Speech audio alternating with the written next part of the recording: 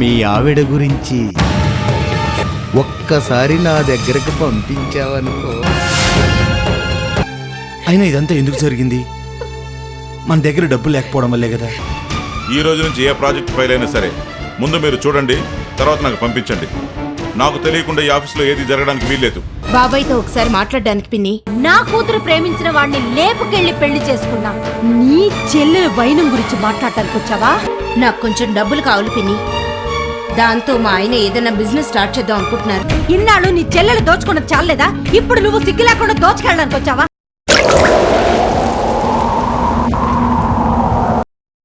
ఇప్పుడు కూడా నేను మీ డబ్బుల కోసం రాలేదు. ఊర్లో మా ఆస్తి మొత్తం అమ్మేసి ఆ డబ్బు బ్యాంక్లో వేశానన్నారు బాబాయ్. ఆ డబ్బులు అదే నా డబ్బులు నేను అడగడానికి వచ్చాను.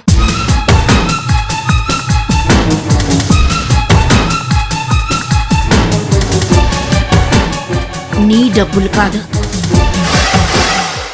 ఏంటే లెక్కలు మాట్లాడుతున్నావు? ఆ లెక్కకొస్తే మనం తేల్చుకోవలసినవి చాలా ఉన్నాయి పిన్ని. ఏ లెక్కలు ఎప్పుడు ఎక్కడ ఎలా తేల్చుకోవాలో నాకు బాగా తెలుసు. అయినా నీతో వాదించడం అనవసరం. అంతా బాబాయ్ దగ్గరే తేల్చుకుంటాను.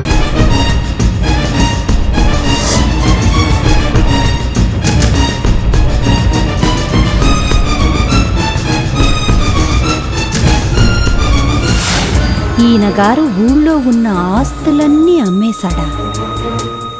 ఆ అమ్మేస్తే మరి ఆ సొమ్ముని ఏం చేసినట్టు? ఏది ఏమైనా ఆ అమ్మిన ఆస్తి సొమ్ముని ఈయనగారు దీనికెలా ఇస్తారో, ఇది ఆయన దగ్గర నుంచి ఎలా తీసుకుంటుందో నేను చూస్తాను.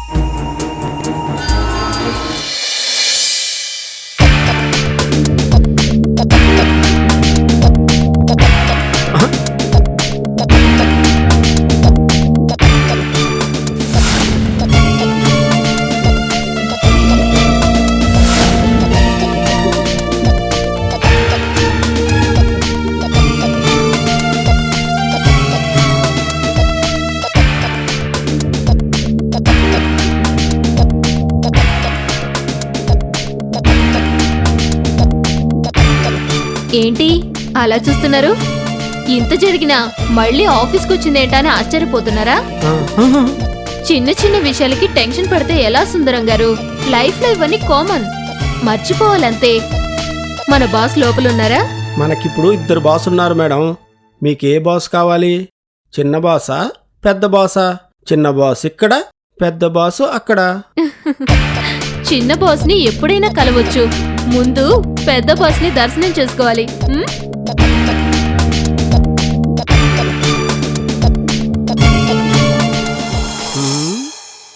ఇదంత తొందరగా కాంప్రమైజ్ అయ్యే రకం కాదే.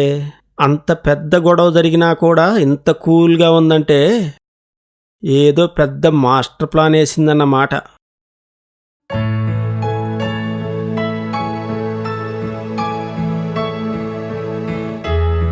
సుందరం గారు, సార్ ఒకసారి నా క్యాబిన్కి రండి. అలాగే సార్.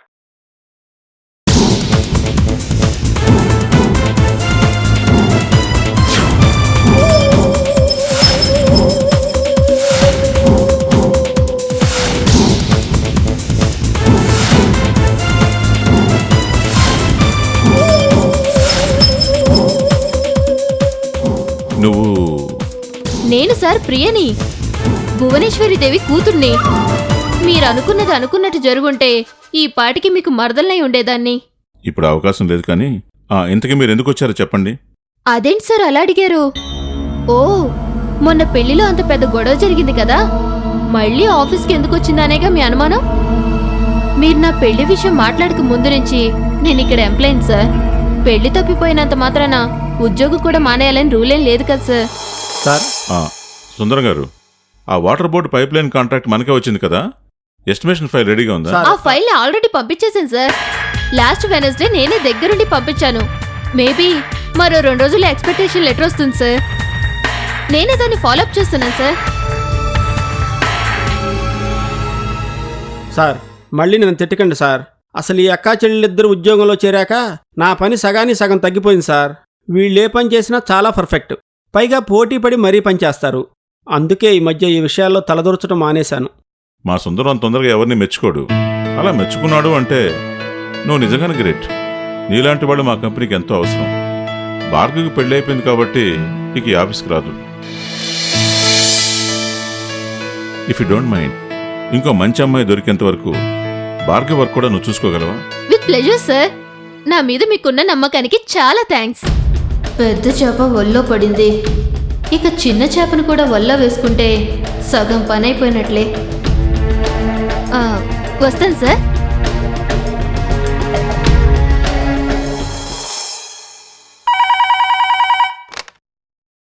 హలో,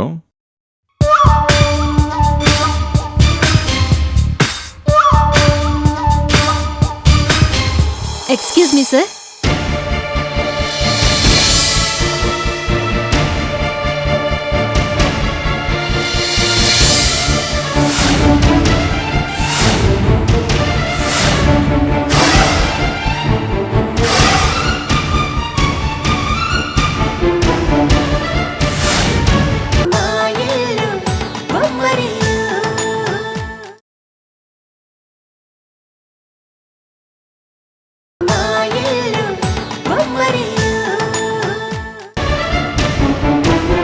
ఏంటి సార్, పర్మిషన్ అడుగుతూనే ఏం మాట్లాడటం లేదు?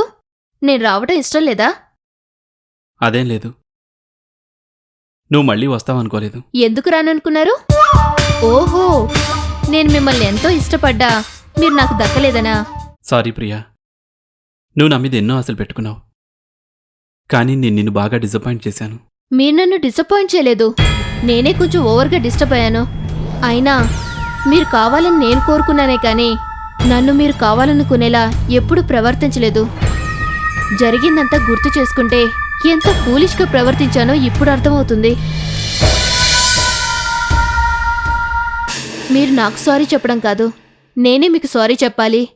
పైగా పెళ్లిలో మా అమ్మ చాలా మూర్ఖంగా ప్రవర్తించింది. జరిగిందంతా మర్చిపోయి మీరే పెద్ద మనసుతో క్షమించాలి. చెప్పకుండా పెళ్లి చేసుకుంటే ఏ పెద్దవాళ్ళైనా అలాగే ప్రవర్తిస్తారు. దాని గురించి నేను ఆలోచించడం లేదు. ప్రత్యక్షంగానైనా పరోక్షంగానైనా నా వల్ల ఎవరూ బాధపడకూడదు.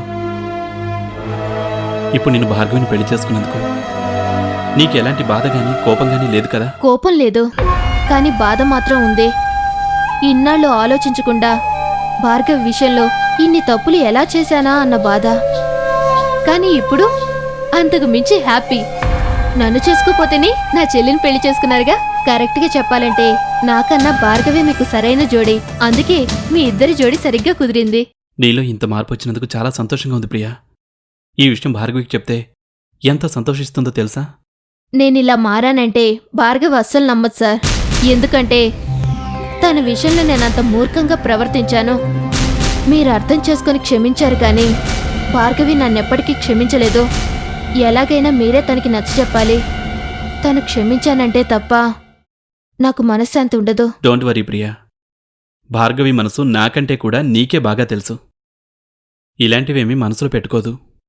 నువ్వు మారటమే తనకు కావాలి. అయినా నేను తనకు నచ్చ చెప్తానులే. Thank you sir. చివరిగా నాతో చిన్న కోరిక. మీరెలాగో నా చెల్లిని పెళ్లి చేసుకున్నారు. తను నాకంటే చిన్నదే అయినా మీరు నాకంటే పెద్దవారు కాబట్టి నేను మిమ్మల్ని బావా అని పిలవచ్చా?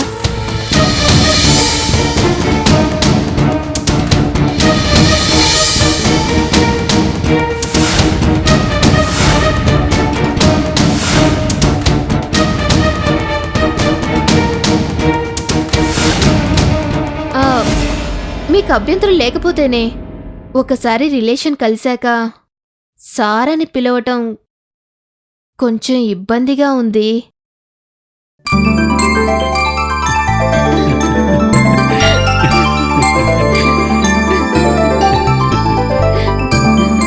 థ్యాంక్స్ బావా. చిన్న చేప కూడా వల్లో పడింది. ఇక నా ఆట మొదలెట్టాలి.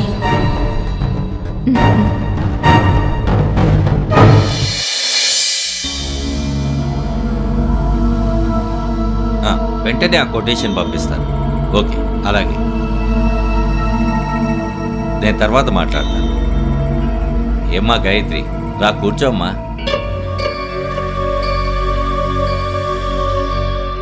ఎలాగున్నావమ్మా?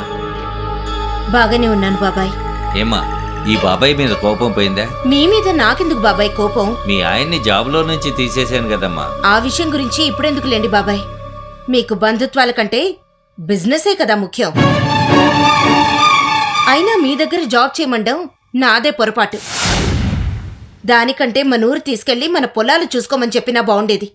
చూడమ్మా, మన ఇంట్లో నిప్పే కదా అని ముట్టుకుంటే కాలకుండా ఉండదు. మీ ఆయన కూడా అంతే. ఇదే ఆఫీస్లో ఇంకొన్ని రోజులు ఉండుంటే చైనా బజార్లో సగం రేటుకే అమ్మేసి ఉండేవాడు.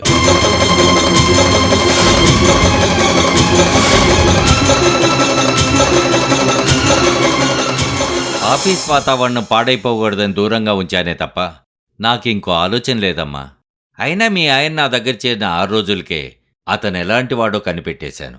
అతను ఎలాంటివాడో కనిపెట్టడానికి నీకు 6 నెలల సవాసం సరిపోలేదా? ఒక మనిషి ఒక్కొక్కరికి ఒక్కోలా కనిపిస్తాడు. అందుకే మా ఆయన మాత్రం నాకు మంచివారే అనిపిస్తారు. ప్రతి భార్య తన భర్తని ఇలాగే వెనకేసుకొస్తుంది. మీ ఆయన ఎలాంటివాడో తెలిసిన తర్వాత నువ్వు అతనితో ఎంత సుఖంగా కాపురం చేస్తున్నావో నేను ఊహించగలను. నీ జీవితం బాగుపడాలంటే మీ ఆయనకి జీతం ఒకటే వస్తే సరిపోతుందనుకున్నాను. కానీ క్యారెక్టర్ బాగు చేయాలి. అయినా నువ్వేం భయపడొద్దమ్మా. మీ ఆయన్ని దారిలోకి తెచ్చి నీ జీవితాన్ని బాగు చేసే బాధ్యత నాది. మీరు మాత్రం మా గురించే ఎంతకాలమని ఆలోచిస్తారులేండి బాబాయ్. నేను ఆయన్ని తీసుకుని మనూరు వెళ్దాం అనుకుంటున్నాను. అక్కడ మా పొలాలు చూసుకుంటూ హాయిగా గడిపేయచ్చు. ఏసీ రూమ్లోనే పనిచేయలేని వాడు మట్టిలో పనిచేస్తాడని ఎలా అనుకుంటున్నావమ్మా? అయినా మన ఊర్లో పొలాలేమీ లేవు. అవన్నీ నేను ఎప్పుడూ అమ్మేశాను. అయితే ఆ డబ్బన్నా ఇవ్వండి. దాంతో మా జీవితాన్ని దారిలో పెట్టుకుంటాం. నన్ను క్షమించమ్మా. మీ ఆయనలో మార్పు వచ్చేంత వరకు పైసా కూడా నీ చేతికి ఇవ్వలేను. పెళ్లి చేసుకొని నీ జుట్టును మాత్రమే అతని చేతికి అందించావు. ఇప్పుడు ఈ డబ్బులు తీసుకువెళ్ళి నీ గొంతును అతని చేతికి ఇవ్వద్దు. డబ్బులు మొత్తం తగలేసి నిన్ను నడి రోడ్డులో వదిలేసి వెళ్ళిపోతాడు.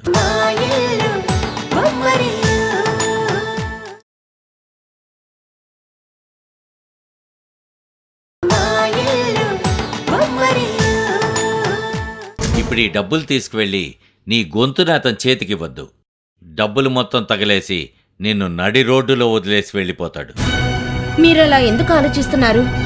డబ్బులు లేక సంపాదించే మార్గం దొరక్క ఆయన అలా ప్రవర్తిస్తున్నారేమో. మీరు కొంత డబ్బిస్తే ఆయన జీవితాన్ని చక్కదిద్దుకోవడానికి ఉపయోగిస్తారేమో. ఏదన్నా మనం ఆలోచించే దాన్ని బట్టి ఉంటుంది. అసలు మా డబ్బు మాకివ్వడం మీకు ఇష్టం లేదని చెప్పండి.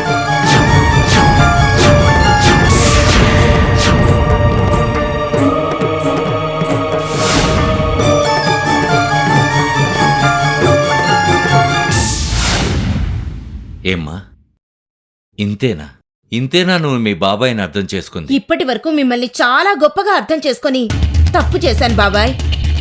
భార్గవిని సూర్యకిచ్చి పెళ్లి చేయమంటే దాన్ని ఆపడానికి మీరు ప్రయత్నించారు. హ, ఇంకా ఏదో మూల అదృష్టం మిగిలింది కాబట్టి భార్గవికి సూర్యతో పెళ్ళైంది.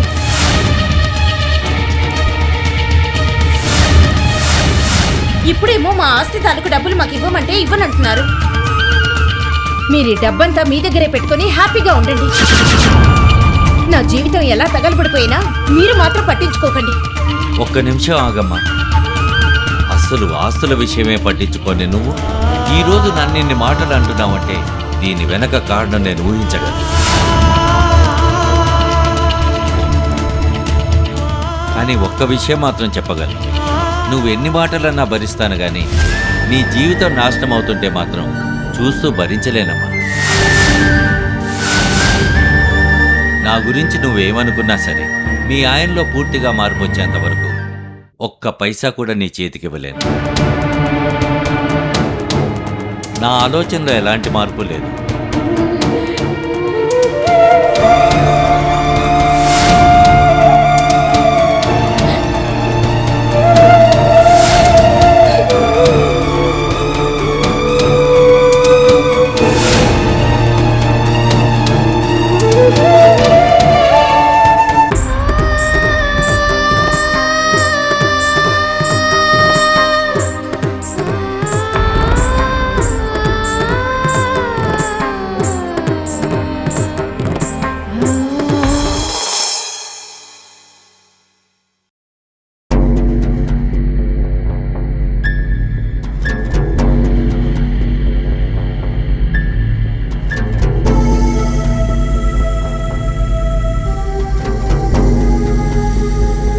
పగిలిపోతోంది. ఇది ఇంట్లో ఉండుంటే కనీసం కాఫీ అన్న మొహాన కొట్టుండేది. అయినా ఇది ఇంతసేపు వాళ్ళ బాబాయ్తో ఏం మాట్లాడుతోందబ్బా? ఆస్తి వ్యవహారం కదా, కొంచెం డీటెయిల్డ్గా మాట్లాడుకుంటున్నారేమో. అసలే చిన్నమ్మ దేశముద్రు, డబ్బులు ఇవ్వడానికి ఒప్పుకున్నాడో లేదో. వాడు ఒప్పుకునేదేంటి? మనం ఇచ్చిన షాక్ ట్రీట్మెంట్కి ఇదే వాడిని ఒప్పిస్తుంది. ఇది ఇప్పుడే వచ్చేలా లేదు కానీ ఈ పూటకి మనమే కాఫీ పెట్టుకోవడం బెటర్.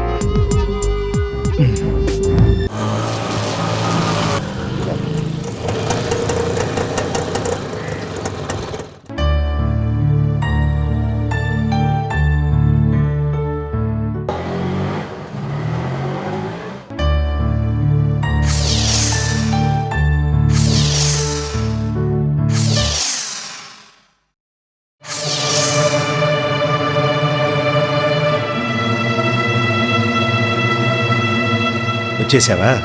చూడు, నువ్వు 1 గంట ఇంట్లో లేకపోయేసరికి ఎన్ని తిప్పలు పడాల్సి వస్తుందో. సర్లే, ఇంతకీ నువ్వు వెళ్ళిన పని ఏమైంది? కాయా పండా? ఏంటి తలదించుకున్నావు? నీ ఆస్తి తాలూకు డబ్బులు ఇవ్వని పొమ్మన్నాడా?